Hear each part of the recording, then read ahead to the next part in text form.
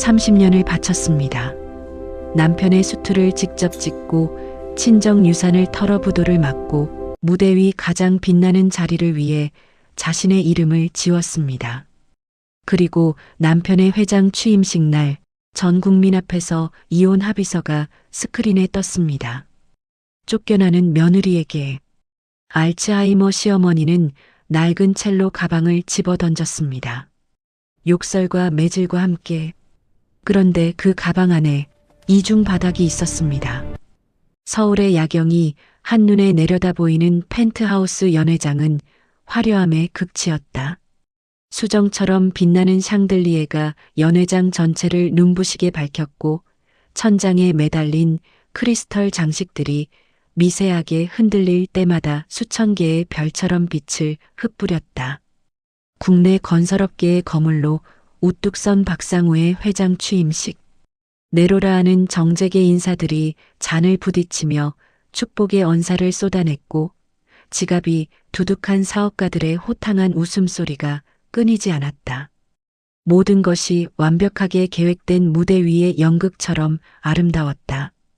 그 중심에서 가장 완벽한 수트를 입고 인자한 미소를 짓고 있는 상우의 곁에는 30년 세월을 묵묵히 지켜온 아내 이지수가 서 있었다. 지수는 오늘을 위해 2달 전부터 남편의 예복 치수를 직접 재고 밤잠을 설쳐가며 한 땀 한 땀 공들여 지어낸 수트 소매 끝동을 조심스럽게 매만졌다. 소매에 새긴 정교한 자수 문양이 조명 아래 은은하게 빛나고 있었다. 어머, 이지수 씨 아니에요? 오늘 회장님 예복도 직접 만드셨다고요? 곁에 서 있던 그룹사 임원의 아내가 다가와 소매자락을 찬찬히 살폈다. 네, 남편의 중요한 날이니까요. 직접 하고 싶었어요. 지수가 조용히 웃으며 대답했다. 하지만 그 미소 뒤에는 2달간 쌓인 피로가 담겨 있었다. 손끝이 굳어가는 새벽에도 바늘을 놓지 않았던 그 시간들이. 지수에게 이 예복은 단순한 의복이 아니었다. 30년 헌신의 총결산이자 오늘 이 자리에 자신이 존재한다는 살아있는 증거였다. 지수는 무대 의상 제작자로 이름을 날리던 전성기를 뒤로하고 오로지 상우의 성공을 위해 인생의 실무니를 짜왔다.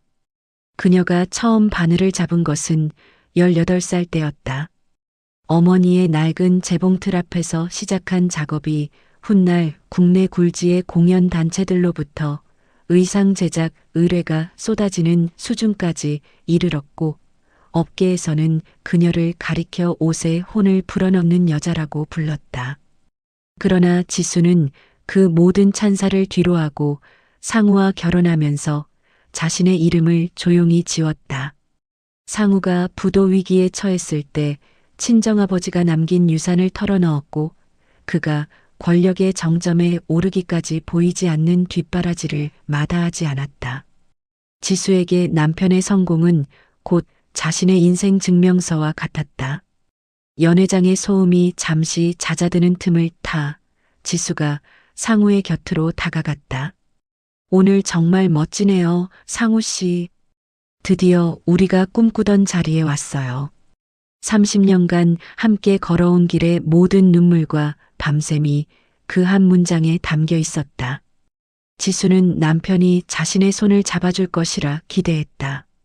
아니, 최소한 눈이라도 맞춰줄 것이라 생각했다. 하지만 상우는 지수의 시선을 외면하며 잔을 들이켰다. 그의 침묵은 평소와 달랐다. 분주한 탓도 긴장한 탓도 아닌 의도적인 외면의 냄새가 났다. 그의 눈동자에는 지수가 알지 못하는 낯설고 서늘한 욕망이 일렁이고 있었다. 지수는 그것을 취임 전날의 떨림으로 애써 해석했다. 오늘따라 왜 이렇게 눈길을 피하는지 그 이유를 끝내 묻지 못한 채 축사가 시작되었다. 장내의 조명이 낮아지고 상우가 마이크 앞에 섰다. 사람들은 숨을 죽였다. 당연히 아내에 대한 헌사와 감동적인 성공 신화가 터져 나올 것이라는 기대감이 연회장을 가득 채웠다. 지수도 두 손을 모으고 설레는 마음으로 남편을 바라보았다.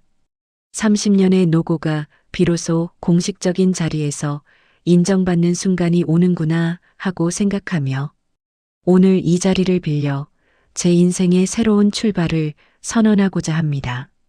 상우의 목소리는 단호했다. 이상하리만치 차갑고 선명했다. 지수는 환한 미소를 지으며 남편을 바라보았다. 그러나 다음 순간 상우의 등 뒤로 설치된 대형 스크린에 서류 한 장이 띄워졌다. 그것은 화려한 헌정사가 아닌 협의 이혼 합의서였다. 지수의 이름이 선명하게 박힌 그 차가운 서류가 수백 명의 시선 앞에 적나라하게 펼쳐졌다. 지수의 귀 속에서 모든 소리가 사라졌다. 샹들리의 빛도 사람들의 웅성거림도 잔들이 부딪히는 소리도 전부 지워지고 오직 그 서류 한 장만이 눈앞에 크고 선명하게 나왔다. 저와 지수 씨는 오늘부로 각자의 길을 가기로 했습니다. 지난 세월은 감사했지만 이제 제 곁에는 새로운 시대의 동반자가 필요합니다. 상우의 시선이 VIP석에 앉아있던 젊고 영민한 로비스트 강혜리에게 향했다. 혜리는 승리자의 미소를 지으며 당당하게 자리에서 일어났다. 붉은 드레스가 연회장 조명 아래 타오르는 불꽃처럼 빛났다. 사람들의 수군거림이 파도처럼 지수를 덮쳤다. 저게 지금 무슨... 아니, 취임식에서 이혼 선언을? 옆에 저 여자가 누구야? 혜리 씨 아니야? 숨죽인 웅성거림이 사방에서 쏟아졌다. 지수는 심장이 멈추는 것 같은 충격에 비틀거렸다. 모든 것이 치밀하게 준비된 각본이었다. 오늘의 취임식은 처음부터 지수를 공개적으로 처형하기 위한 무대였다. 지수가 상우의 수트 소매를 붙잡으려 하자 그는 차갑게 손을 뿌리쳤다. 상우 씨, 이게 무슨... 오늘 같은 날 농담하는 거죠? 지수의 목소리는 떨렸다. 필사적으로 상황을 부정하려는 몸부림이 담겨 있었다. 30년 동안 함께 부도의 밤을 버텼고 굶어가며 실밥을 뜯었으며 새벽 4시 재봉틀 앞에서 손가락이 굳어도 멈추지 않았던 시간들. 이 자리는 그 모든 헌신이 꽃피는 순간이어야 했다. 농담? 상우가 낮고 또렷하게 말했다. 지수, 당신 거울 좀 봐. 그는 지수를 위아래로 훑어보았다. 그 눈빛에는 연민도 미안함도 30년의 온기도 없었다. 당신은 이제 내 완벽한 수트에 묻은 지워지지 않는 얼룩이야. 구식 원단 같은 당신이 이 화려한 연회장에 계속 어울릴 거라고 생각했어? 당신 손으로 만든 이 수트가 이렇게 빛나는 건 이제 당신 같은 사람이 곁에 없어야 한다는 뜻이기도 해. 지수의 두 눈이 커졌다. 가슴 한복판을 날카로운 것으로 꿰뚫는 것 같은 고통이 밀려왔다. 무슨 말을 하는 거예요? 나는 당신을 위해서... 알아. 상우가 조용히 그러나 냉혹하게 잘랐다. 그래서 더 이상 빚진 것도 없어. 당신이 바쳐온 30년 내가 회사로 다 갚았잖아. 법적으로도 깔끔하게. 더 이상 무슨 말이 필요해? 혜리가 단상으로 올라와 상우의 팔짱을 꼈다. 그녀는 지수를 정면으로 바라보며 입꼬리를 비틀었다. 지수 씨, 이제 그만 내려가시죠. 주인공은 바뀌었으니까요. 혜리의 목소리는 낮고 부드러웠지만 그 속에 박힌 가시는 날카로웠다. 지수는 손끝이 얼어붙는 것을 느꼈다. 아무 말도 나오지 않았다. 오늘 새벽까지 그 수트의 안감을 다듬었던 손이 허공에서 떨고 있었다. 어머, 지수 씨 괜찮으세요? 누군가 형식적인 목소리로 물었다. 하지만 아무도 다가오지 않았다. 카메라 불빛들이 지수를 향해 일제히 쏟아졌고 일부 하객들은 이미 스마트폰을 들어 촬영을 시작했다. 지수는 수백 개의 시선이 자신을 향해 꽂히는 것을 느꼈다. 연민 반, 구경 반. 그 눈빛들이 지수를 무대 밖으로 떠밀었다. 지수가 비틀거리며 한 걸음 물러섰다. 그 순간 해리가 다시 입을 열었다. 아, 그 수트 정말 예쁘게 만드셨더라고요. 솜씨가 아깝네요. 해리가 상우의 소매를 손가락으로 쓸어내리며 말했다. 하지만 이제 이 옷의 주인이 어디서야 가장 잘 어울리는지는 제가 더 잘 알 것 같아요. 지수의 두 손이 경련하듯 떨렸다. 두 달을 바쳐 완성한 그 예복이 지금 이 순간 가장 잔인한 방식으로 자신을 찌르는 도구가 되어 있었다. 지수의 입술이 작게 달싹였다. 하지만 아무 말도 나오지 않았다. 무슨 말을 해도 이미 늦었다는 것을, 이 모든 것이 이미 오래전부터 결정되어 있었다는 것을 지수의 몸이 먼저 알아버렸다. 그만 가세요, 지수 씨. 상우가 마지막으로 돌아보며 말했다.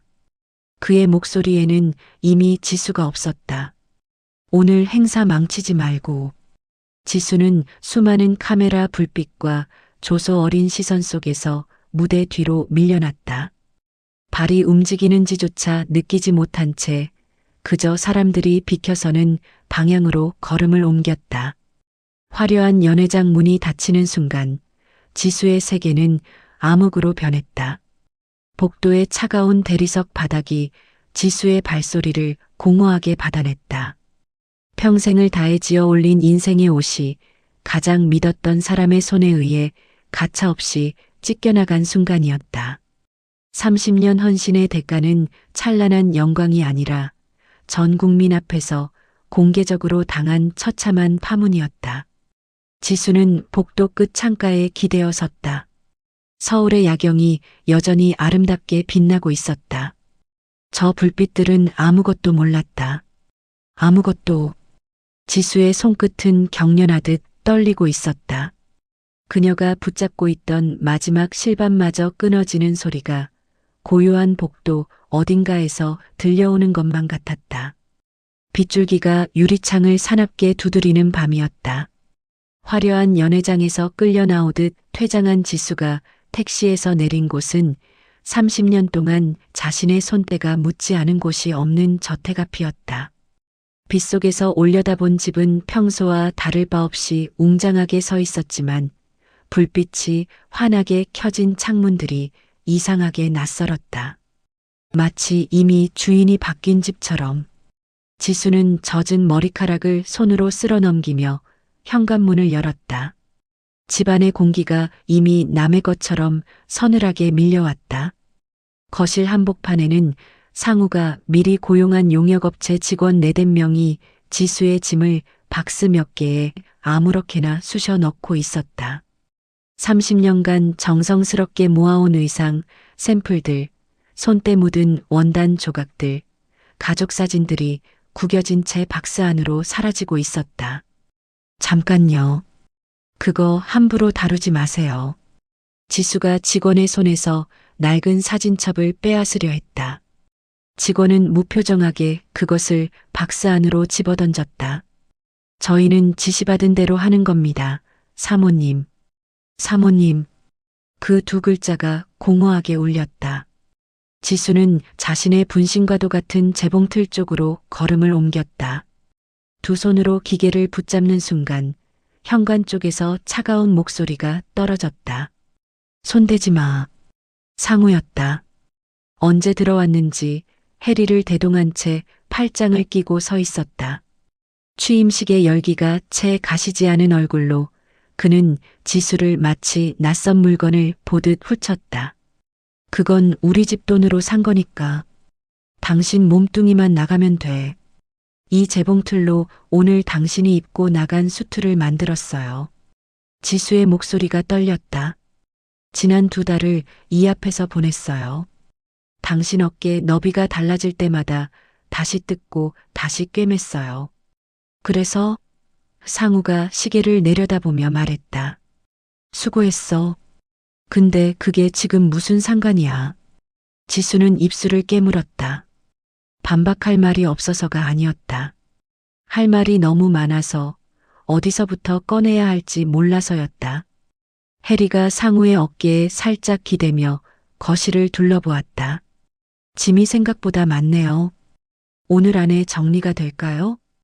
그 말은 지수를 향한 것이 아니었다. 지수는 자신의 집에서, 자신의 거실에서 완전한 투명인간이 되어 있었다. 30년간 가꿔온 공간이 30년간 함께한 남자가 단 하룻밤 사이에 완전히 남의 것이 되어버렸다. 그때였다. 2층 복도 끝에서 기괴한 비명이 터져나왔다. 으악! 모두가 동시에 고개를 들었다. 알츠하이머 진단을 받은 후 줄곧 방 안에만 갇혀 지내던 시어머니 명자였다. 그녀는 초점이 풀린 눈으로 비틀거리며 계단을 내려왔다. 흰 머리카락이 산발로 흩어지고 잠옷 소매가 한쪽 어깨에서 흘러내려 있었다. 평소 지수를 딸처럼 아끼던 온화한 모습은 간데 없었다.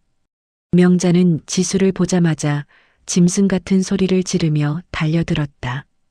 이 독한 년, 우리 집안 망치려고 들어온 요물 같으니라고. 명자의 마른 손바닥이 지수의 뺨을 세차게 후려쳤다. 짝 하는 소리와 함께 지수의 고개가 돌아갔다. 남편에게 버림받은 충격보다 더 깊은 무언가가 가슴을 후벼 팠다. 지수는 뺨을 감싸 쥔 채 뒷걸음질 쳤다. 어머니, 저예요. 지수예요. 저 알아보시겠어요? 지수? 지수. 명자가 눈을 번뜩이며 소리쳤다. 그 이름 내 앞에서 대지 마. 내년이 내 아들 홀려서 이 집구석을 다 망쳐놨잖아. 처음부터 알아봤어. 요물 같은 것. 어머니, 제발. 흥분하시면 몸에 안 좋으세요. 내가 흥분해? 내가? 명자가 지수의 팔을 손톱으로 긁으며 소리쳤다. 내년이 내 집에 들어온 그날부터 내 가슴이 편한 날이 없었어. 어서 꺼져, 어서. 상우는 그 광경을 팔짱 낀 채 지켜보았다. 해리는 입술에 손을 얹고 웃음을 참는 신용을 했다. 직원들은 눈치를 보며 짐 정리를 멈추었다. 명자는 발작하듯 지수의 머리채를 잡는 신용을 하더니 거실 구석으로 비틀거리며 걸어갔다. 먼지를 뒤집어 쓴 채 방치되어 있던 거대한 첼로 가방을 두 손으로 질질 끌고 돌아왔다. 명자가 젊은 시절 아끼던 애장품이었으나 지금은 고철 덩어리처럼 낡아버린 육중한 가방이었다. 이 저주받은 물건이랑 같이 당장 꺼져. 너 같은 건 우리 집 문턱도 다시는 넘지 마. 괴력을 발휘한 명자가 첼로 가방을 지수에게 집어 던졌다. 가방은 지수의 무릎을 강하게 타격하며 바닥으로 굴러떨어졌다. 지수는 통증에 무릎을 꿇으며 신음했다. 어머니도 이제 당신이 지긋지긋하신 모양이야. 상우가 비웃으며 천천히 다가왔다. 그는 바닥에 엎드린 지수를 내려다보며 말했다. 미친 노인네 눈에도 당신은 이제 쓰레기라는 거지. 내가 새삼스럽게 설명할 필요도 없었네. 지수는 무릎의 통증을 참으며 고개를 들었다. 상우의 얼굴이 눈앞에 있었다. 30년을 함께한 얼굴이었다. 가장 힘든 시절, 새벽에 울다가 잠든 지수의 이마를 쓸어주던 그 손이었다. 그런데 지금 그 얼굴에는 지수가 알던 어떤 흔적도 남아있지 않았다. 왜 이러는 거예요? 지수가 낮게 물었다. 울음이 아니었다. 진짜 이해하고 싶어서 하는 질문이었다. 30년 동안 내가 당신한테 뭘 잘못했어요? 말해줘요. 그것만 말해줘요. 상우가 잠깐 지수를 바라보았다. 그의 눈에 무언가 스치는 것이 있었다. 하지만 그것은 순식간에 사라졌다. 잘못은 없어. 그가 돌아서며 말했다. 그냥 낡았어, 당신이. 철 지난 원단처럼. 해리가 상우의 팔을 끌며 소곤거렸다. 저분 빨리 내보내요. 어머니도 진정시켜야 하고 오늘 너무 길어지고 있잖아요. 나가란 말이야. 명자가 다시 악을 쓰며 지수를 향해 손을 뻗었다. 어서 그 더러운 발로 이 집을 밟지 마. 다시는 오지 마. 직원들이 지수의 팔을 잡아 이끌기 시작했다.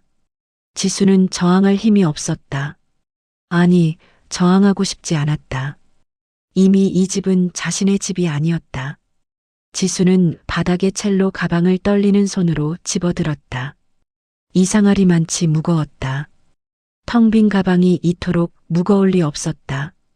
명자가 지수를 향해 침을 뱉는 신용을 하며 다시 소리를 질렀다. 어서 나가라고, 다시는 오지 말라고. 악을 쓰는 명자의 모습은 마치 악기에 쓰인 것 같았다. 직원들이 지수를 현관 쪽으로 밀어내는 사이 명자가 또 한 번 달려들어 지수의 팔을 거칠게 낚아챘다. 그 순간이었다. 명자의 소나기가 지수의 팔을 움켜쥔 채 그녀의 귓가에 아주 낮고 또렷한 목소리가 흘러들었다. 가거라.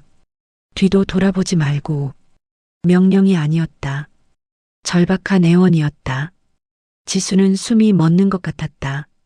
광기에 휩싸였던 명자의 눈동자가 아주 미세하게 떨리고 있었다. 그 눈빛은 치매 환자의 것이 아니었다. 모든 것을 알고 있는 사람의, 모든 것을 견뎌온 사람의 눈빛이었다. 지수는 정신없이 저택 밖으로 밀려났다. 육중한 대문이 쾅 소리를 내며 닫혔다.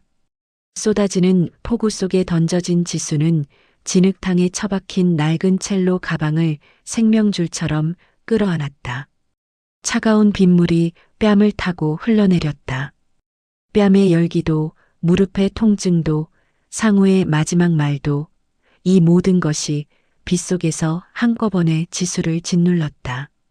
하지만 가방에 닿았던 명자의 손끝만은 기이할 정도로 뜨거웠다. 지수는 본능적으로 깨달았다. 방금 전 명자가 부린 그 광기 어린 행패가 사실은 자신을 이 지옥 같은 집에서 가장 안전하게 탈출시키기 위한 마지막 연기였음을 명자는 처음부터 알고 있었다. 오늘 밤 이 집에서 무슨 일이 벌어질지를. 그래서 이 가방을 이 방법으로 전달한 것이었다. 지수는 빗물에 젖은 얼굴을 닦지 않은 채 첼로 가방을 짊어졌다. 30년의 헌신이 이 낡은 가방 하나로 치환되었다는 사실이 서글펐다. 하지만 가방 속에서 느껴지는 기묘한 무게감이 지수에게 알 수 없는 오기를 불어넣고 있었다. 가장 비참하게 버려진 순간, 역설적이게도 지수의 손에는 새로운 전쟁을 위한 유일한 무기가 쥐어져 있었다. 지수는 명자가 남긴 마지막 온기를 손끝에 새기며 빗줄기를 뚫고 한 걸음씩 나아가기 시작했다. 폭우를 뚫고 지수가 도착한 곳은 도시 변두리의 낡은 상가 지하에 위치한 지인의 개인 작업실이었다. 곰팡이 냄새와 먼지가 내려앉은 그 좁고 습한 공간은 화려했던 펜트하우스와 극단적인 대조를 이루었다. 형광등 하나가 깜빡이며 겨우 버티고 있었고 한쪽 벽면에는 낡은 재봉틀과 원단 조각들이 뒤엉켜 있었다. 물이 새는지 천장 한쪽에서 일정한 간격으로 물방울이 떨어져 양동이에 고이고 있었다. 똑똑똑. 그 소리만이 지하 공간을 채웠다. 지수는 젖은 옷조차 갈아입지 못한 채 명자가 던진 첼로 가방을 작업대 아래 바닥에 내려놓았다.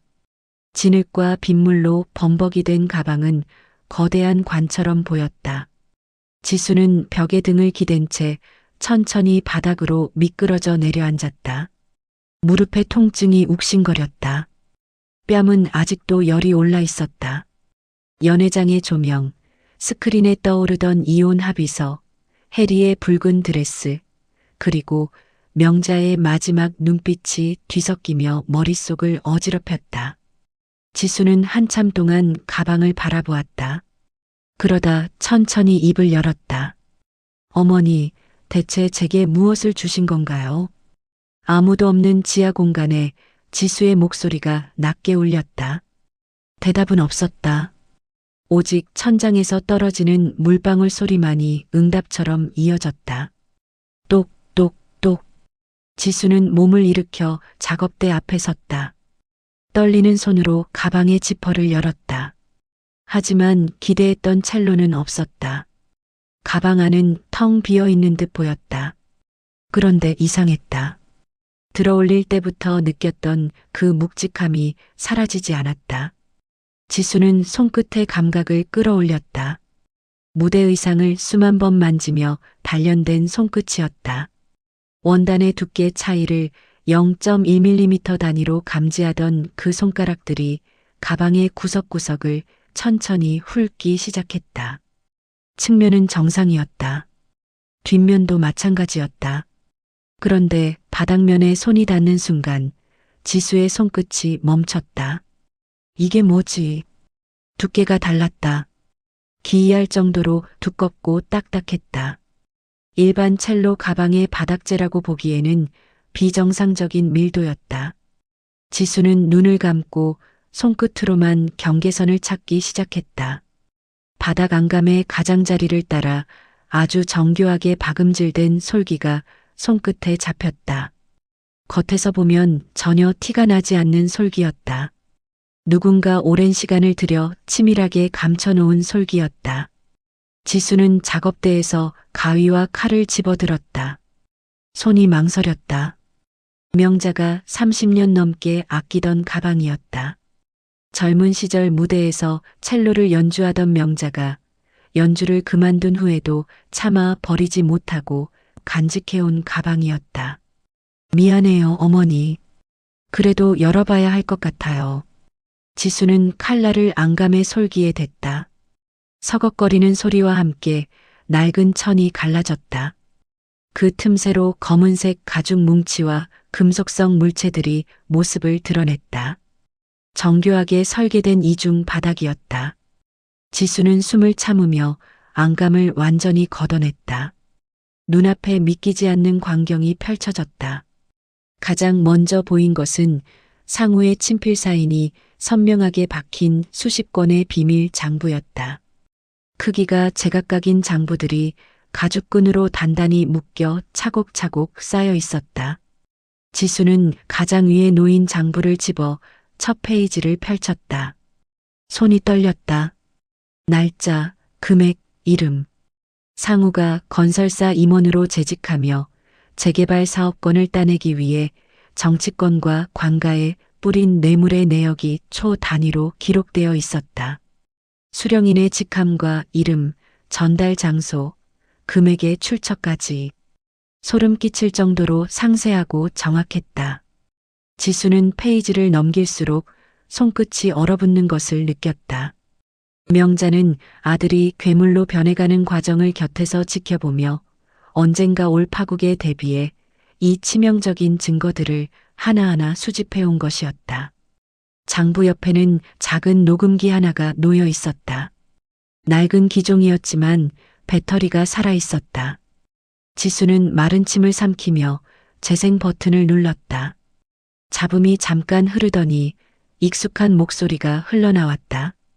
의사 양반, 어머니 약에 이거 섞어. 정신 좀 혼미하게 만드는 거 말이야. 그래야 내가 재산을 처분하든 뭘 하든 간섭을 안 하시지. 지수의 손이 굳었다. 어차피 노인네인데 좀 일찍 치매 온다고 누가 의심하겠어? 양 박사, 당신도 나쁠 건 없잖아. 내가 얼마를 더 챙겨줘야 해? 잠시 침묵이 흐른 뒤 다른 남자의 목소리가 낮게 대답했다. 회장님, 이건 제가 의사로서. 의사로서? 상우의 목소리가 비웃듯 끊었다. 당신 면허 취소되는 것보다 이게 낫지 않겠어? 생각해봐. 간단한 거야. 녹음이 끊겼다. 지수는 녹음기를 내려놓지 못했다. 소나기에 힘이 빠지지 않았다. 구역질이 올라왔지만 참았다. 눈물이 흘렀지만 닦지 않았다. 명자는 치매에 걸린 것이 아니었다. 아들이 자신의 약에 독을 탄다는 사실을 어느 순간 깨달았을 것이다. 그 순간부터 명자는 결정을 내렸다. 저항하면 더 강한 약이 올 것이다. 싸우면 더 철저하게 고립될 것이다. 그러니 차라리 이미 무너진 척, 이미 정신이 없는 척 연기하는 것이 가장 안전하다고. 그 판단이 얼마나 외롭고 처절한 것이었는지 지수는 감히 헤아릴 수가 없었다. 오늘 밤 명자의 그 모진 욕설도, 뺨을 후려치던 매질도, 가방을 집어 던지던 괴력도 전부 연기였다. 아들과 해리의 눈을 속여 이 가방을 지수에게 전달하기 위한 명자가 선택할 수 있는 가장 안전한 방법이었다. 어머니, 지수의 목소리가 갈라졌다. 텅 빈 작업실에서 그 이름을 부르는 것밖에 할 수 없었다. 지수는 눈물을 닦고 가방의 가장 깊숙한 틈새에 다시 손을 뻗었다. 손끝에 낡은 비단 주머니가 잡혔다. 조심스럽게 꺼내어 펼쳤다. 금반지 하나와 빳빳하게 접힌 서류 한 장이 나왔다. 등기 권리증이었다. 지수는 소유주 이름을 확인하는 순간 숨이 멎었다. 이지수, 상우가 존재조차 모르는 이름이었다. 도심 외곽의 작은 폐공장 부지. 명자의 비자금으로 20년 전 미리 사두고 지수의 이름으로 세금을 꼬박꼬박 내며 지켜온 땅이었다. 지수는 등기 권리증을 가슴에 꼭 끌어안았다. 종이가 구겨지든 말든 상관없었다. 30년 전 처음 시집 오던 날 명자가 지수의 손을 잡으며 했던 말이 귓가에 울렸다. 내 아들이 너를 버리는 날 내가 너의 기둥이 되어주마. 지수는 그 말을 오래전에 잊고 있었다. 그런 날이 오리라고 상상조차 하지 않았으니까. 그런데 명자는 잊지 않았다. 아들이 뇌물을 뿌리는 동안에도, 자신의 약에 독이 섞이는 동안에도, 치매 환자 연기를 하며 방 안에 갇혀 지내는 동안에도 단 한 번도. 지수는 찢어진 가방 안감을 두 손으로 부여잡고 오열했다. 소리도 내지 못한 채 어깨만 들썩였다. 가장 잔인해 보였던 행동이 가장 깊은 사랑이었다. 가장 비참하게 던져진 물건이 가장 소중한 선물이었다. 얼마나 시간이 흘렀을까. 지수는 천천히 눈물을 닦고 몸을 일으켰다. 찢어진 안감을 바닥에 내려놓고 장부와 녹음기를 작업대 위에 가지런히 올려두었다. 그리고 등기 권리증을 다시 한번 펼쳐보았다. 폐공장 부지. 아무것도 없는 빈 땅. 하지만 지수에게는 세상에서 가장 단단한 땅이었다. 지수는 천장에서 떨어지는 물방울 소리를 들으며 낮게 중얼거렸다. 어머니, 이 실밥 제가 반드시 마저 꿰맬게요. 정교하게 꿰매진 거짓의 세계를 찢어버린 진짜 바느질은 이제부터 시작이었다. 지수의 손끝이 처음으로 흔들리지 않았다. 지하 작업실의 눅눅한 공기 속에서 지수는 며칠 밤을 꼬박 새우며 명자가 남긴 증거들을 분석했다. 장부의 페이지마다 상호의 거미줄 같은 비자금 세탁 경로가 드러났고 정관계 로비 리스트는 지수가 알던 세계의 이면을 낱낱이 펼쳐 보였다. 수십억 단위의 숫자들이 날짜와 이름 옆에 아무렇지 않게 적혀 있었다. 지수가 친정 유산을 털어넣어 살려낸 그 회사가 그 돈 위에서 어떻게 자라왔는지가 한 페이지 한 페이지 선명하게 드러났다. 지수는 손이 떨릴 때마다 명자의 마지막 눈빛을 떠올리며 다시 펜을 들었다. 모든 내용을 스캔해 클라우드 세 곳에 나눠 올리고 원본은 다시 첼로 가방의 이중 바닥 깊숙이 숨겼다. 나흘째 밤이었다. 자정이 넘도록 작업대 앞에 앉아 장부의 마지막 페이지를 정리하던 지수는 잠시 등받이에 몸을 기댔다. 천장에서 물방울이 떨어지는 소리, 먼 곳에서 지나가는 차 소리. 그 고요함 속에서 지수는 처음으로 반격의 윤곽을 그려보고 있었다. 언제, 어떻게, 누구에게 먼저 이 방아쇠를 당길 것인가.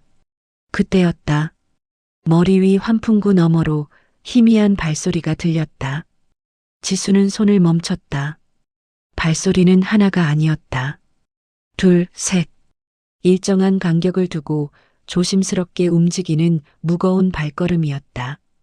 지수는 천천히 자리에서 일어나 첼로 가방을 끌어당겼다. 심장이 빠르게 뛰었다. 계단 쪽에서 금속이 긁히는 소리가 났다. 자물쇠를 따는 소리였다. 지수가 가방을 등에 매는 순간 낡은 철문이 굉음과 함께 떨어져 나갔다. 검은 마스크를 쓴 사내 셋이 들이닥쳤다. 선두에 선 사내의 손에는 굵은 몽둥이가, 나머지 둘의 손에는 붉은 휘발유통이 들려 있었다.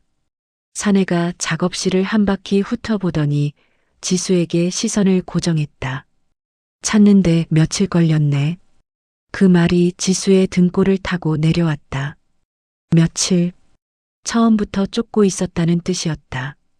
그 가방 내놔. 좋게 말할 때 넘기면 목숨은 살려주지. 누가 보낸 거예요? 지수의 목소리는 떨렸지만 시선은 흔들리지 않았다. 사내는 대답 대신 손짓을 했다. 나머지 둘이 좌우로 퍼지며 출구를 막았다. 가방 주인이 누군지는 알아서 생각해봐. 우리는 그냥 심부름꾼이야. 이 가방에 뭐가 들었는지 알고 온 거죠? 우리가 알 바 아니고. 사내가 한 걸음 다가서며 손을 내밀었다. 순순히 내놓으면 다들 편해. 괜히 힘 빼지 말고. 지수는 가방을 등 뒤로 감추며 천천히 뒷걸음질 쳤다. 작업실이 좁았다. 왼쪽은 재봉틀과 원단 더미, 오른쪽은 선반. 물러설 공간이 많지 않았다. 지수는 빠르게 공간을 계산했다. 못 줘요. 사내의 눈빛이 굳었다. 방금 뭐라고 했어? 못 준다고요. 지수가 한 발 더 물러서며 또렷하게 말했다. 이 가방은 제 것이에요. 사내가 짧게 실소했다. 그가 동료들에게 턱짓을 하자 둘 중 하나가 휘발유 통 뚜껑을 열었다. 코끝을 찌르는 지독한 기름 냄새가 순식간에 작업실을 가득 채웠다. 다른 한 명이 낡은 원단 더미 위로 기름을 천천히 뿌리기 시작했다. 마지막으로 묻는 거야. 줄 거야 말 거야. 지수는 입술을 깨물었다. 가방 안의 장부와 녹음기가 머릿속을 스쳤다. 명자가 아들의 독약을 삼키면서도 지켜온 증거들이, 혼자 방 안에 갇혀 미친 척 연기하면서 한 페이지씩 써내려간 그 기록들이, 이것을 내준다면 명자의 30년이 끝나는 것이었다. 지수의 30년도 못 줘요. 사내가 한숨을 내쉬었다. 아쉽다는 듯, 혹은 처음부터 예상했다는 듯. 그래, 어디 버텨봐. 라이터 불꽃이 허공을 갈랐다. 순식간에 치솟은 화마가 원단 더미를 집어삼켰다. 낡은 목재 선반이 불길을 빨아들이며 타오르기 시작했다.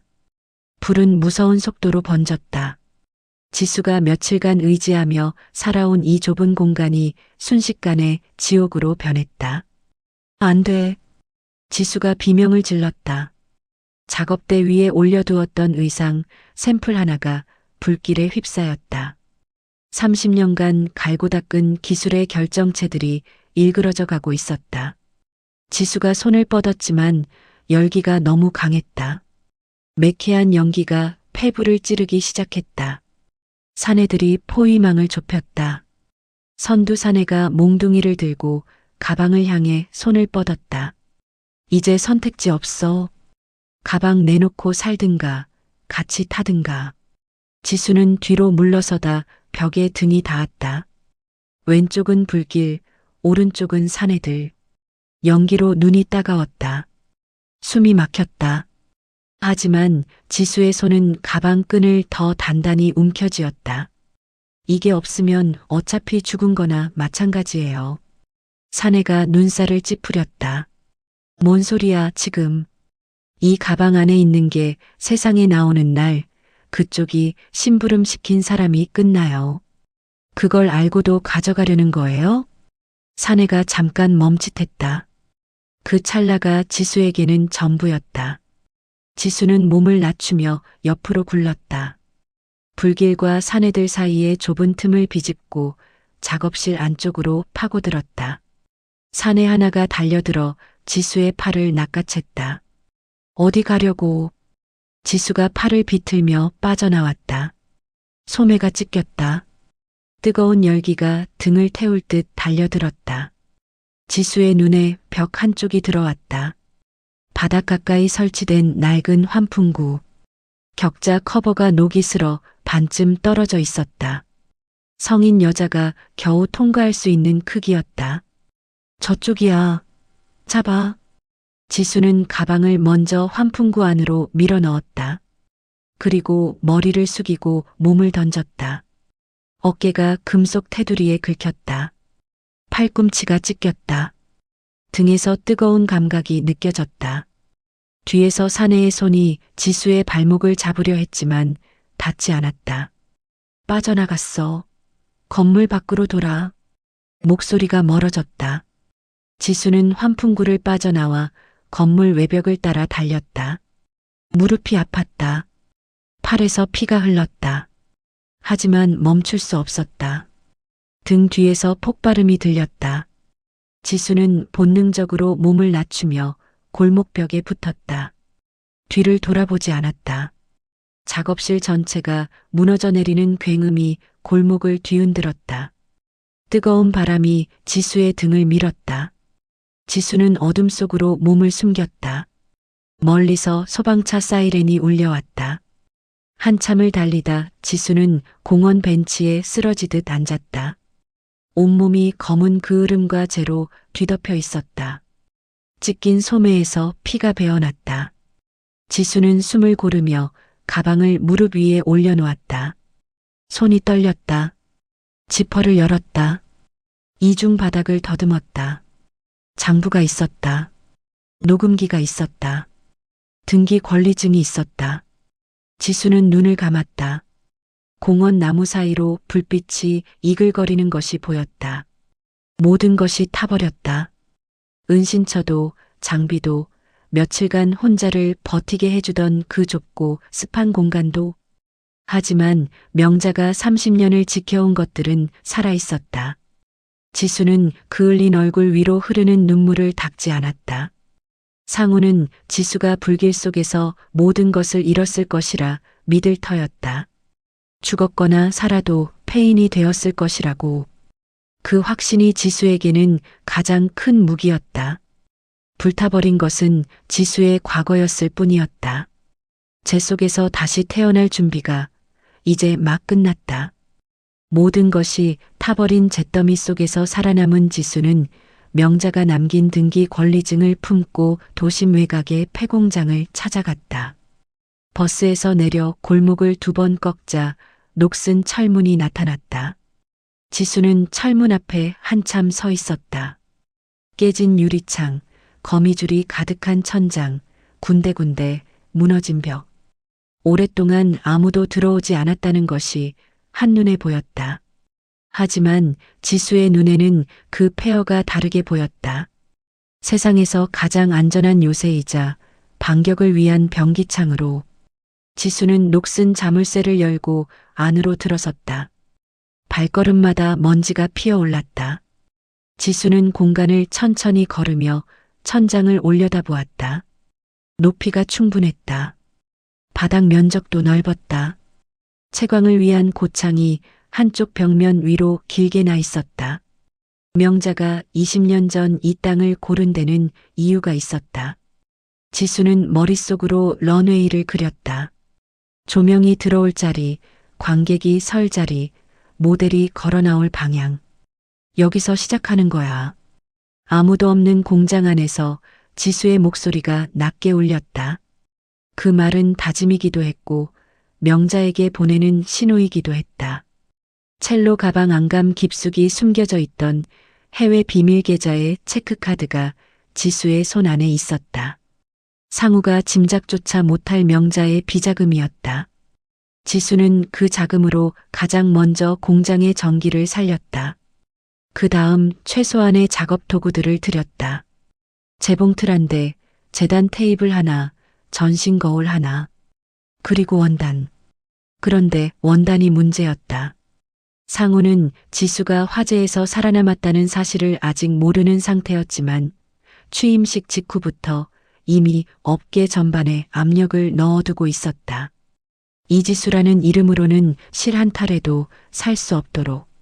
지수가 처음 단골 원단 공급업체에 전화를 걸었을 때 그 사실을 확인했다. 이지수 씨요? 아, 잠깐만요. 잠시 침묵이 흘렀다. 수화기 너머로 누군가 다른 사람과 소곤거리는 소리가 들렸다. 죄송한데요. 저희가 지금 거래가 좀 어렵게 됐어요. 어렵다는 게 무슨 말씀이에요? 10년 넘게 거래했잖아요. 이지수 씨도 아시잖아요. 저희 같은데도 위에서 연락이 오면 어쩔 수가 없어요. 정말 죄송해요. 전화가 끊겼다. 지수는 핸드폰을 내려놓고 눈을 감았다. 예상했던 수였다. 상우는 철저했다. 언제나 그랬다. 적을 만들기로 결심하면 도망갈 구멍까지 미리 막아두는 사람이었다. 하지만 지수에게는 상우가 모르는 것이 있었다. 명자의 일기장이었다. 낡은 가죽 표지의 그 일기장 곳곳에는 전국에 숨은 장인들의 이름과 연락처가 빼곡히 적혀 있었다. 상우의 돈과 권력도 닿지 않는 깊은 산속의 사람들, 대대로 가업을 이어온 직조공들, 천연 염색에 평생을 바친 장인들, 손으로 직접 짜는 전통 원단을 고집하는 노인들. 명자는 젊은 시절부터 그들과 인연을 맺어왔다. 그리고 그 인연들을 일기장에 고스란히 남겨두었다. 지수는 짐을 꾸려 직접 찾아다니기 시작했다. 경북 안동의 염색 장인을 처음 찾아갔을 때였다. 칠순이 넘은 노인이 쪽빛으로 물든 손을 닦으며 지수를 내려다보았다. 눈빛이 경계로 가득했다. 누구한테 연락받고 왔소? 명자 어머니 일기장에서 선생님 이름을 찾았어요. 노인의 손이 멈췄다. 명자 씨가 아직 살아계시오? 네. 지금 많이 힘드세요. 하지만 저를 믿고 보내셨어요. 노인은 한참 동안 지수를 바라보았다. 그을린 얼굴, 찢긴 소매 끝, 그리고 낡은 첼로 가방. 노인의 눈이 가방에서 멈췄다. 그 가방 명자 씨 것 아니오? 네. 들어오시오. 문은 그렇게 하나씩 열렸다. 전남 나주의 직조공 할머니는 지수의 얼굴을 보자마자 대뜸 물었다. 명자 씨 며느리요? 네, 그랬었어요. 그랬었다고? 할머니가 날카롭게 되물었다. 지금은 이혼했어요. 하지만 어머니는 제 편이에요. 할머니가 잠시 지수를 뚫어지게 보더니 허를 찼다. 명자 씨가 이혼한 며느리 편을 들어? 그 양반답니다. 할머니가 자리에서 일어서며 말했다. 따라와요. 뭐가 필요한지 봅시다. 명자의 이름은 어디서든 통행증이 되었다. 수십 년 전 그녀가 뿌려둔 신뢰의 씨앗들이 지수 앞에서 꽃을 피웠다. 최상급 원단이 폐공장으로 들어오기 시작했다. 상우의 권력이 미치지 않는 곳에서 지수의 반격을 위한 재료들이 하나씩 모였다. 폐공장의 차가운 바닥에서 지수는 밤마다 재봉틀을 돌렸다. 손끝에서 태어나는 의상 하나하나에 30년의 억울함과 분노를 녹여 넣었다. 하지만 그것은 날 것의 분노가 아니었다. 정교하게 다듬어진 아름답고 날카로운 무언가였다. 상우가 지수에게 퍼부었던 모욕들, 배신의 순간들, 그 모든 것이 원단 위에서 형태를 갖춰갔다. 드디어 날짜를 정했다. 상우의 창립 기념일이자 해리와의 약혼식이 예정된 그날이었다. 지수는 전략을 세웠다. 같은 날, 같은 시각, 상우의 행사장 바로 맞은편 건물에서 독립 브랜드 런칭 패션쇼를 여는 것이었다. 초대장 제작을 맡은 인쇄소 사장이 완성된 시안을 내밀며 이마를 긁적였다. 이거 정말 이대로 나가도 됩니까? 워터마크 부분 말이에요. 초대장에는 상우의 비리가 담긴 장부의 일부 페이지가 희미한 워터마크로 새겨져 있었다. 어떤 사람에게는 그냥 문의로 보일 것이었다. 하지만 그것이 무엇인지 아는 사람에게는 즉각적인 공포가 될 터였다. 네, 이대로요. 솔직히 말씀드리면 이거 받는 사람들 중에 심장 떨릴 분들이 꽤 될 것 같아서요. 저희한테 나중에 불똥이 튀지는 않을까요? 불똥은 저 맞은편 건물로만 튀어요. 지수가 차분하게 말했다. 걱정하지 마시고 예쁘게 찍어주세요. 알겠습니다. 근데 이 제목도 그대로예요? 감염무도의 진실의 의상? 그대로요. 인쇄소 사장이 더 이상 묻지 않았다. 초대장이 발송된 다음 날부터 반응이 쏟아졌다. 업계 관계자들의 전화가 빗발쳤다. 대부분은 호기심이었다. 일부는 확인이었다. 그리고 몇몇은 경고였다. 이지수 씨, 지금 무슨 생각인지 모르겠지만 박 회장 건드리면 당신만 다쳐요. 제발 그냥 조용히 살아요. 지수는 그 전화들을 모두 같은 말로 끊었다. 패션쇼에 오시면 알게 될 거예요. 초대장을 받은 상우가 직접 전화를 걸어온 것은 발송 이틀 후 한밤중이었다. 지수는 재봉틀을 멈추고 화면에 뜬 이름을 바라보았다. 박상우. 잠시 망설이다 받았다. 살아있었네. 상우의 목소리는 낮고 조용했다. 분노인지 안도인지 가늠할 수 없는 온도였다. 실망했어요? 짧은 침묵이 흘렀다. 지수, 지금 무슨 짓을 하려는 거야? 패션쇼요. 제 브랜드 런칭이에요. 초대장 받으셨잖아요. 그 워터마크가 뭔지 내가 모를 것 같아? 상우의 목소리가 낮게 깔렸다.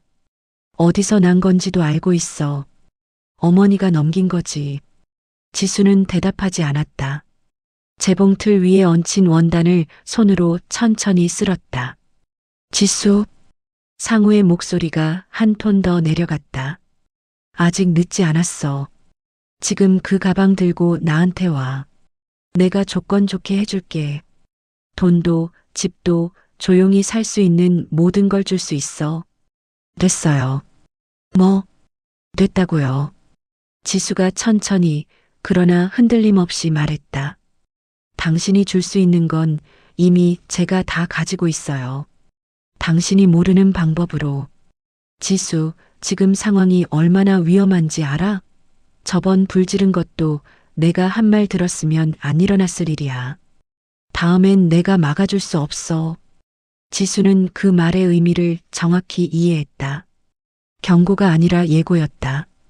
그날 패션쇼장에서 봐요, 상우 씨. 지수는 전화를 끊었다. 손이 떨렸다. 하지만 재봉틀 앞에 앉아 바늘을 잡는 순간 손끝이 다시 고요해졌다. 창밖 어둠 속에서 도시의 불빛이 반짝였다. 저 불빛들 가운데 상우의 행사장이 있었다. 맞은편에 지수의 런웨이가 설 것이었다. 폐허 위에서 쏘아 올린 복수의 신호탄이 이미 밤하늘을 향해 날아가고 있었다. 상우의 창립 기념 파티가 열리는 호텔 연회장은 겉으로는 완벽했다. 샹들리에가 빛을 뿌렸고 웨이터들이 샴페인 잔을 들고 분주히 움직였다. 해리는 새로 맞춘 드레스를 입고 상우의 곁에서 하객들과 악수를 나눴다. 하지만 연회장 안의 공기는 처음부터 이상했다. 초대받은 인사들의 절반 이상이 도착하지 않았다. 왜 이렇게 사람이 없어요? 해리가 비서의 귀에 대고 낮게 물었다. 맞은편 건물 쪽으로 많이들 가신 것 같습니다. 맞은편? 해리가 창밖을 내다보았다. 도로 건너편 폐공장을 개조한 건물에 조명이 환하게 켜져 있었다. 사람들이 줄지어 그곳으로 향하고 있었다. 해리의 얼굴이 굳었다. 상우는 이미 알고 있었다. 하지만 설마 이 정도일 줄은 몰랐다. 자신의 행사장 하객들이 저렇게 공개적으로 발걸음을 돌릴 줄은. 무시해. 어차피 저쪽이 뭘 보여줄 수 있겠어. 상우가 잔을 들어 올리며 말했다.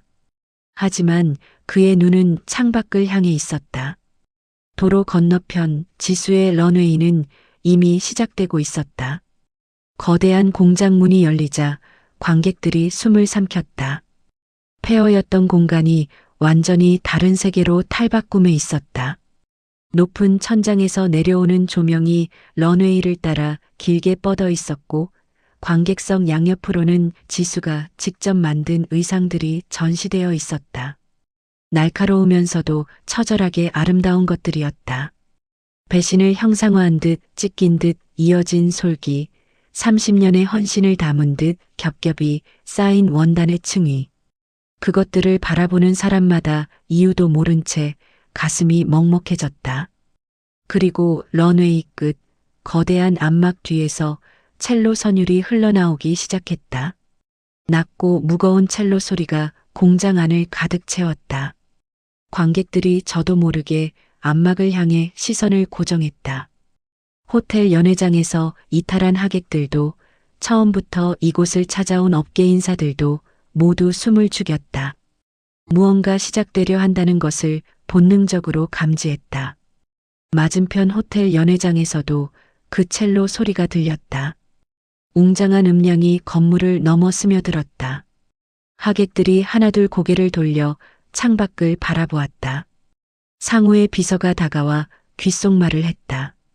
회장님, 저쪽 건물에서 생중계가 시작됐습니다. 업계 유튜브 채널 3곳이 동시에 켜져 있고 현재 동시 접속자가 급격히 늘고 있습니다. 상우의 잔을 쥔 손에 힘이 들어갔다. 끊어. 당장 방송 중단시켜. 저희 쪽에서 강제로 끊을 수 있는 권한이. 그럼 저쪽 전기라도 끊어. 뭘 멍하니 서 있어. 비서가 황급히 자리를 피했다. 해리가 상우의 팔을 잡았다. 진정해요. 소란 피우면 더 이상해 보여요. 어차피 이지수가 뭘 할 수 있겠어요. 이미 다 끝난 여자잖아요. 그때 연회장의 대형 스크린이 갑자기 바뀌었다. 상우의 취임 기념 영상이 재생되던 화면이 꺼지더니 도로 건너편 공장의 내부가 생중계로 잡혔다. 하객들 사이에서 웅성거림이 터져나왔다. 화면 속에서 암막이 천천히 걷혔다.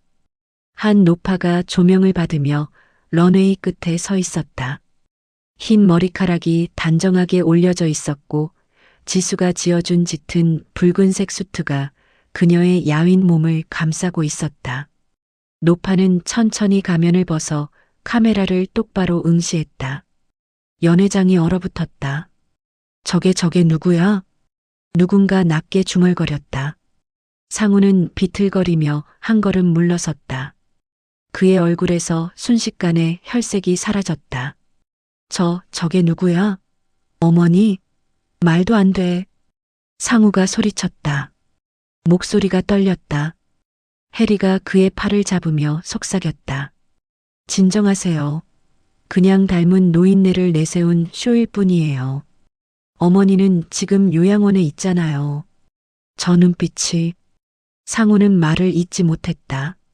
화면 속 노파의 눈빛은 상우가 알던 흐리멍덩한 치매 환자의 것이 아니었다. 모든 것을 꿰뚫어 보는 눈이었다. 30년을 버텨온 사람의 눈이었다. 지수가 마이크를 잡고 군중 앞에 섰다. 그녀의 목소리는 스피커를 타고 공장 안을 가득 채웠고 생중계를 통해 호텔 연회장까지 울려 퍼졌다. 오늘 이 자리에서 30년 동안 이 집안의 그림자로 살았던 한 여자의 진짜 증언을 듣겠습니다. 연회장의 웅성거림이 커졌다. 하객들이 스마트폰을 들어 올리기 시작했다. 상우가 황급히 비서들에게 소리질렀다. 당장 저 쇼 중단시켜. 경찰 불러. 저건 명백한 명예훼손이야. 명예훼손이라니요, 상우 씨. 아직 시작도 안 했는데요. 지수의 목소리가 스피커를 타고 흘러들었다. 생중계 화면 속에서 지수가 카메라를 향해 정면으로 바라보며 말했다. 마치 연회장 안의 상우를 직접 보는 것처럼. 당신이 요양원에 가둔 건 어머니의 육체였지만 어머니의 영혼은 이미 제 첼로 가방 안에 담겨 있었어요. 닥쳐. 이 미친년아. 내가 감히 누굴 데리고 사기를 쳐. 상우의 고함이 연회장을 뒤흔들었다. 하객들이 그에게서 슬금슬금 물러나기 시작했다. 해리가 당황한 얼굴로 상우의 팔을 잡아당겼다. 상우 씨, 제발 조용히 해요. 지금 다 보고 있잖아요. 화면 속에서 명자가 입을 열었다. 첼로를 내려놓고 마이크 앞에 선 그녀의 목소리는 낮았지만 서슬이 펄했다. 상우야, 내가 내 약에 섞었던 그 쓴맛을 아직도 기억한다. 매일 아침 그 물 한 모금을 삼키면서 내 아들이 이 지경까지 왔구나 생각했다. 연회장이 찬물을 끼얹은 듯 고요해졌다. 어머니, 대체 지수 저 여자가 무슨 소리를 주입한 거예요? 정신 차리세요. 내가 더 정신이 말짱하단다. 명자가 차갑게 말했다. 내가 내 정신을 흐리게 만들려 했던 그 비열한 시도보다 훨씬. 명자가 뒷주머니에서 작은 녹음기를 꺼내 들었다. 카메라가 그것을 클로즈업했다. 이건 내 목소리란다. 주치의를 매수해 나를 산송장으로 만들라던 그 잔인한 명령 말이다. 지수야, 세상 사람들에게 들려주렴.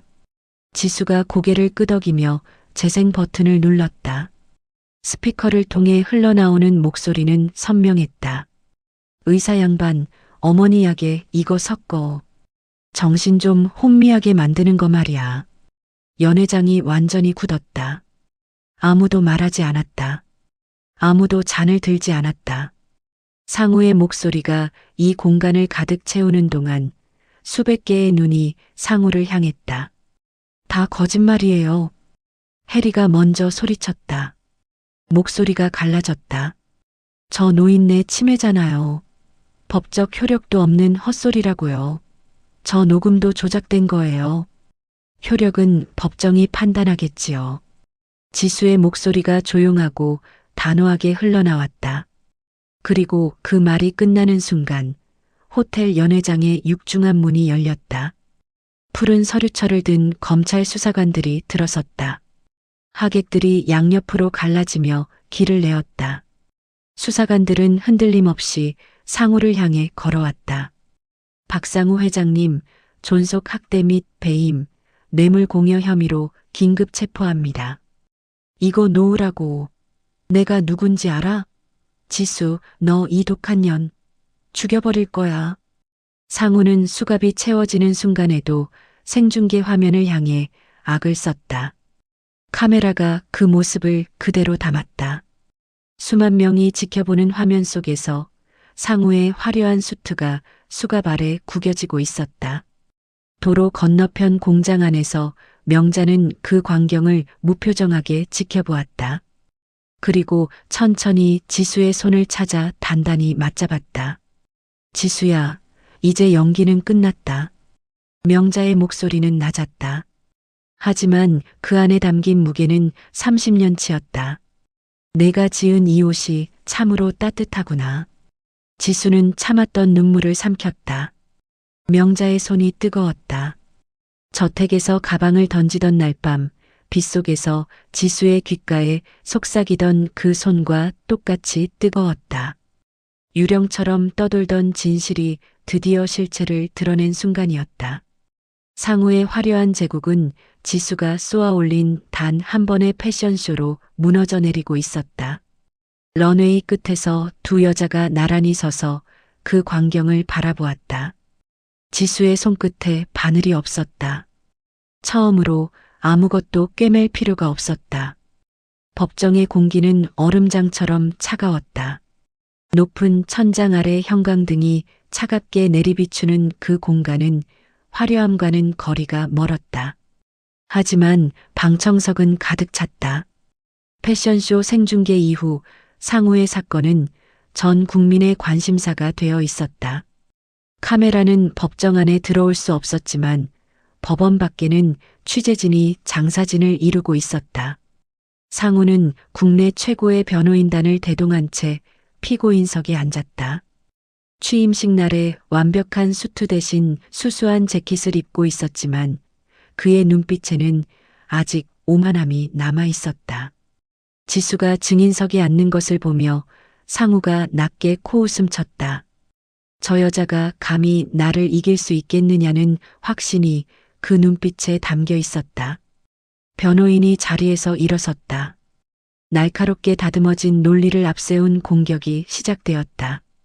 존경하는 재판장님, 피고인 박상우가 모친을 학대했다는 주장은 오직 이혼 과정에서 감정적 대립 상태에 있는 전처 이지수 씨의 진술에만 근거하고 있습니다. 이해 충돌 관계에 있는 증인의 진술은 그 신뢰성 자체가 의심받아 마땅합니다. 변호인이 잠시 멈추며 배심원석을 훑었다. 또한 문제의 녹음 파일은 인공지능 기술로 얼마든지 조작 가능한 형태입니다. 목소리 합성 기술이 발달한 현 시점에서 해당 파일만으로 피고인의 범행을 입증하는 것은 불가능합니다. 이 모든 것은 전처가 이혼 과정에서 유리한 고지를 점하기 위해 치밀하게 꾸며낸 모략입니다. 방청석에서 웅성거림이 일었다. 상우가 변호인 쪽을 향해 미세하게 고개를 끄덕였다. 해리는 방청석에서 손톱을 깨물며 화면을 응시했다. 검사가 지수에게 시선을 보냈다. 지수가 자리에서 천천히 일어섰다. 재판장님, 발언해도 되겠습니까? 하십시오. 지수는 방청석도 상우도 보지 않았다. 오직 재판장만을 향해 말했다. 변호인 말씀대로 저는 피고인의 전처입니다. 감정적으로 얽혀있는 관계라는 것도 부정하지 않겠습니다. 하지만 제가 오늘 이 자리에 가져온 것은 제 감정이 아닙니다. 지수가 몸을 돌려 낡은 첼로 가방을 법정 중앙 탁자에 올려놓았다. 낡고 찢긴 안감이 드러난 그 가방은 이 법정의 어떤 서류철보다 강렬한 존재감을 뿜었다. 이 가방은 어머니 명자 여사께서 30년 넘게 간직해 오신 인생의 기록입니다. 그리고 이 안에 담긴 것은 어떤 기술로도 조작할 수 없는 진실입니다. 지수가 가방의 이중 바닥에서 장부 묶음을 꺼냈다. 검사가 그것을 받아 재판장에게 제출했다. 방청석이 술렁였다. 상우의 얼굴에서 여유가 사라지고 낯빛이 흑빛으로 변했다. 이 장부에는 피고인 박상우가 재개발 부지 선정을 위해 정치권에 뿌린 비자금 내역이 날짜와 금액, 수령인의 이름까지 초 단위로 기록되어 있습니다. 명자 여사께서 아들의 타락을 멈추기 위해 정신이 온전할 때마다 직접 기록하신 겁니다. 상우가 벌떡 일어섰다. 거짓말이야. 재판장님, 우리 어머니는 중증 치매 환자입니다. 저 여자가 정신이 온전치 않은 노인을 협박해서 거짓 서류를 쓰게 한 겁니다. 저건 증거 능력이 없어요. 피고인, 자리에 앉으세요. 재판장의 경고에도 상우의 목소리는 가라앉지 않았다. 재판장님, 이건 명백한 함정입니다. 저 여자가 30년 결혼 생활에서 앙심을 품고 계획적으로 박상우 씨, 지수가 조용히 상우의 이름을 불렀다. 상우가 굳었다. 지수의 목소리에는 떨림이 없었다. 치매 환자가 이런 정교한 회계 장부를 씁니까? 날짜별 비자금 이동 경로와 수령인 서명까지 일치하는 장부를요. 상우가 입술을 깨물었다. 아니면 지수가 말을 이었다. 당신이 어머니를 산송장으로 만들기 위해 매수했던 그 주치의의 자백 영상도 가짜라고 우길 겁니까? 검사가 고개를 끄덕였다. 법정 대형 스크린이 켜졌다. 화면 속에서 중년의 남자가 카메라를 향해 앉아 있었다. 눈이 붉었다. 손이 떨렸다. 저는 박상우 회장의 협박과 금전적 회유에 못 이겨 명자 여사의 처방에 의식을 흐리게 하는 약물을 추가했습니다. 처음에는 소량이었습니다. 하지만 박 회장은 점점 더 강한 용량을 요구했습니다. 주치의의 목소리가 갈라졌다. 명자 여사께서 어느 날 제 눈을 바라보셨습니다. 아무 말씀도 안 하셨어요. 그냥 보셨어요. 그 눈빛이 살려달라는 말이었다는 걸 저는 알면서도 모른 척 했습니다. 죄송합니다. 정말 죄송합니다. 방청석 곳곳에서 숨을 삼키는 소리가 들렸다. 상우의 변호인이 고개를 숙이며 서류를 내려놓았다. 해리가 방청석에서 자리에서 일어나며 소리쳤다. 저 영상도 조작이에요. 저 의사 돈 받고 저러는 거라고요.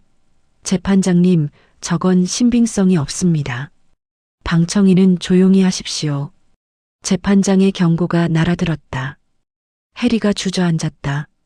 얼굴이 새하얗게 질려 있었다. 그때였다. 방청석 뒤편에서 천천히 일어나는 사람이 있었다.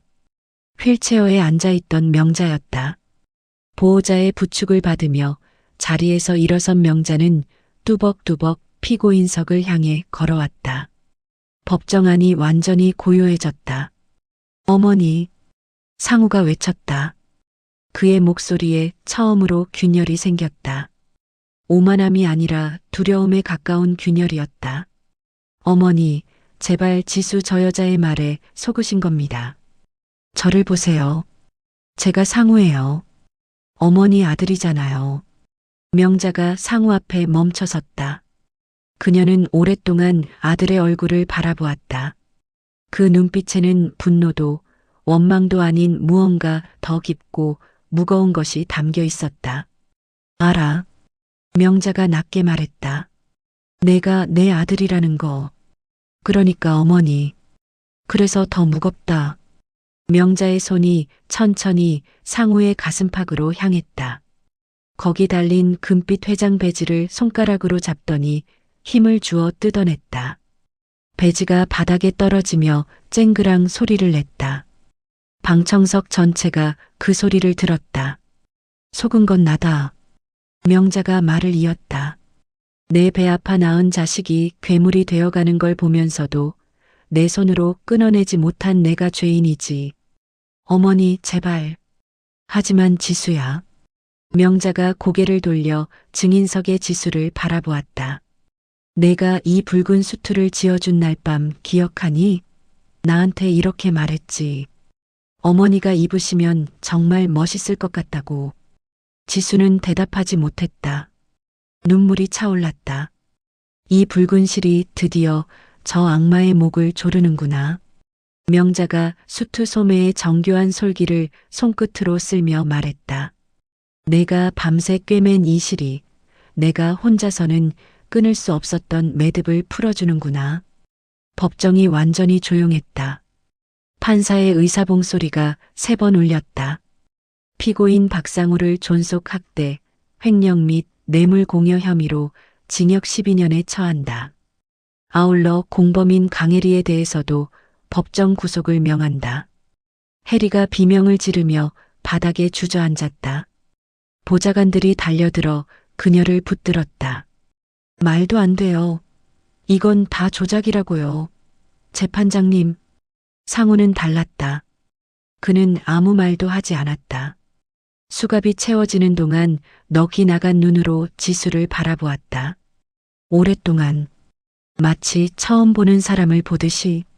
지수는 그 시선을 피하지 않았다. 그리고 천천히 입을 열었다.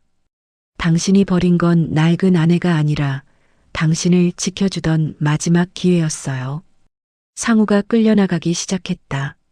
문을 향해 걸어가는 그의 뒷모습 위로 법정의 차가운 형광등 빛이 쏟아졌다.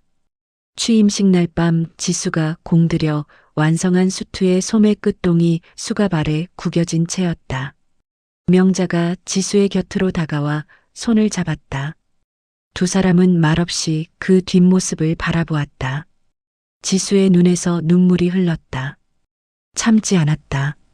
30년의 억울함이 붉은 실에 묶여 마침내 정의의 매듭을 짓는 순간이었다. 법정 창문 너머로 봄빛이 들어오고 있었다. 상우와 해리가 구속된 지 1년이 지났다. 한때 건설업계를 호령하던 박상우 회장의 몰락은 세간의 기억에서 서서히 잊혀갔다. 하지만 그 폐허 위에서 싹을 틔운 지수의 브랜드 루미나 루미너는 유령처럼 나타나 패션계를 조용히 그러나 확실하게 뒤흔들고 있었다. 폐공장을 개조한 아틀리에는 통유리창을 통해 햇빛이 길게 들어왔다. 천장에는 지수가 직접 고른 조명이 달렸고 작업대마다 원단과 도식화가 펼쳐져 있었다. 더 이상 남편의 수트 소매를 만지며 눈치 보던 시절의 지수는 없었다. 그날 오전 지수는 파리 컬렉션 시안 검토를 마치고 작업대 앞에 앉아 있었다. 안경을 고쳤으며 도식화 위에 붉은 펜으로 수정사항을 표시하는 참이었다. 비서 은주가 서류를 들고 다가왔다. 지수 씨, 이번 파리 컬렉션 시안 나왔어요. 장인들께서 보내주신 원단 질감이 정말 예술이에요. 바이어들도 미리 보고 반응이 뜨겁고요. 고마워요. 지수가 부드럽게 웃으며 시안을 넘겼다. 근데 이 재킷 실루엣 조금 더 과감하게 가도 좋겠어요. 어깨선을 여기서 3cm만 더 열어봐요. 이미 꽤 파격적인데 더요? 우리 옷의 핵심이 뭐예요? 지수가 은주를 바라보며 물었다. 구속받지 않는 자유요. 그러면 됐어요. 구속받지 않는다는 게 옷에서 먼저 보여야 하잖아요. 조금 더 과감하게. 은주가 고개를 끄덕이며 시안을 챙겼다. 그때 테라스에서 첼로 선율이 흘러들었다. 낮고 풍부한 음색이 아틀리에 안을 천천히 채워나갔다. 지수는 펜을 내려놓고 잠시 눈을 감았다. 그 선율이 귓속으로 스며드는 순간만큼은 지난 1년의 모든 것이 조용히 자리를 찾는 것 같았다. 명자였다. 테라스에 놓인 의자에 앉아 첼로 활을 긋고 있는 명자의 모습이 통유리창 너머로 보였다. 더 이상 치매 환자 연기를 할 필요가 없는 명자는 요양원을 나온 첫날 가장 먼저 첼로를 달라고 했다. 수십 년 만에 다시 잡은 활이었다. 처음 며칠은 손가락이 굳어 소리가 제대로 나지 않았다. 하지만 명자는 멈추지 않았다. 매일 아침 해가 뜨면 테라스로 나갔다. 그리고 지금 그녀의 첼로 소리는 아틀리에의 배경음악이 되어 있었다. 지수가 따뜻한 차 2잔을 들고 테라스로 나갔다. 명자가 연주를 마무리하며 활을 내려놓았다. 지수가 차를 테이블에 올려두고 옆 의자에 앉았다. 어머니, 오늘 컨디션 어떠세요? 곡조가 아주 맑아요. 나야 이렇게 매일 활을 켜니 이보다 좋을 수 없지. 명자가 첼로를 세워두며 웃었다. 그 무거운 가방을 내게 던져버리길 정말 잘했어. 덕분에 두 손이 이렇게 가벼워졌으니. 무거우셨겠어요. 얼마나? 무거웠지. 명자가 차잔을 들며 말했다. 근데 있잖아, 지수야. 무거운 걸 들고 있을 때 내려놓는 게 제일 무서운 법이야. 혹시 잘못 내려놓으면 다 깨져버릴 것 같아서. 그래서 더 오래 들고 있었던 것 같아.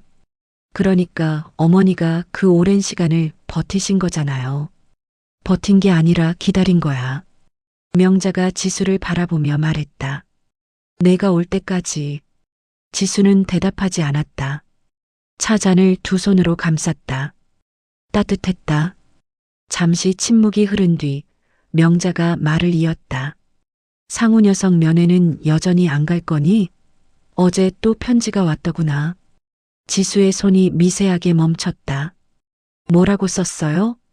자기가 얼마나 어리석었는지 이제야 깨달았다며 울면서 썼더만. 어머니한테도 지수한테도 평생 갚을 수 없는 죄를 졌다고. 읽어볼래? 지수는 잠시 먼 곳을 바라보았다. 아틀리에 너머 도시의 스카이라인이 오전 햇살 속에 선명하게 서 있었다. 1년 전 저 어딘가의 펜트하우스에서 지수는 전 국민 앞에서 버려졌다. 그 기억이 아직 몸 어딘가에 남아 있었다. 뺨의 열기처럼, 무릎의 통증처럼. 괜찮아요, 어머니.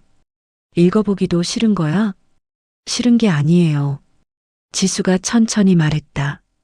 용서는 마음으로 할 수 있어요. 근데 재회는 달라요. 그건 마음만으로 되는 게 아니니까. 명자가 말없이 지수를 바라보았다. 제가 30년간 지어준 옷들이 그 사람한테 너무 과분했다는 걸 깨닫는데 12년 형량으로 충분할지 모르겠어요. 지수가 차잔을 내려놓으며 말했다. 그리고 저는 이제 누군가를 빛내주는 조연이 아니라 제 인생의 주인공으로 살고 싶어요. 주인공? 명자가 그 단어를 천천히 되뇌었다. 그래, 그 말이 맞다. 어머니는요? 후회되는 것 없으세요? 명자가 잠시 생각하다 입을 열었다. 하나 있어. 뭔데요? 첼로를 더 일찍 다시 잡았어야 했는데. 명자가 화를 들어올리며 웃었다. 이 나이에 다시 잡으려니 손가락이 왜 이렇게 말을 안 듣나? 지수가 웃음을 터뜨렸다. 명자도 따라 웃었다. 아틀리에 안쪽에서 재봉틀 소리가 흘러나왔다. 직원들이 작업을 시작한 소리였다. 은주가 테라스 문을 열며 고개를 내밀었다. 지수 씨, 파리바이어 측에서 영상 통화 요청이 왔어요. 루미나 단독 계약 건으로요. 지수가 자리에서 일어서며 명자를 돌아보았다. 저 잠깐 들어가 볼게요. 가봐. 명자가 손을 흔들었다. 나는 여기서 한 곡 더 할게. 지수가 아틀리에 안으로 들어서려다 문 앞에서 멈췄다. 벽 한편에 전시된 낡은 첼로 가방이 눈에 들어왔다. 이중 바닥이 찢기고 앙감이 드러난 채 하지만 당당하게 걸려있는 그 가방. 지수는 그 앞에 잠시 서 있었다. 은주가 다가오며 물었다. 지수 씨, 저 가방 볼 때마다 궁금한데요. 저거 왜 전시해 두세요? 낡고 찢어진 가방인데. 가장 어두운 곳에서 시작했다는 걸 잊지 않으려고요. 네. 저게 없었으면 이것도 없었을 테니까요. 지수가 아틀리에를 한 바퀴 둘러보며 말했다. 가장 비참하게 버려졌던 순간 누군가 제 손에 쥐어준 거예요. 무기인지 선물인지도 모른 채로. 은주가 가방을 다시 바라보았다. 그럼 저 가방이 루미나의 시작이네요. 맞아요. 지수가 작업대 앞으로 걸어갔다. 마네킹에 걸린 짙은 청색 원단이 오전 햇살 아래 깊고 풍부한 빛을 발하고 있었다. 파리 컬렉션의 마지막 작품이 될 의상이었다. 지수는 원단의 끝자락을 손끝으로 천천히 쓸었다. 안동의 장인이 염색한 색이었다. 새벽이 오기 전 가장 깊은 밤의 색. 테라스에서 명자의 첼로 선율이 다시 흘러들었다. 낮고 깊은 음색이 아틀리에 안을 가득 채웠다. 지수는 바늘을 집어들었다.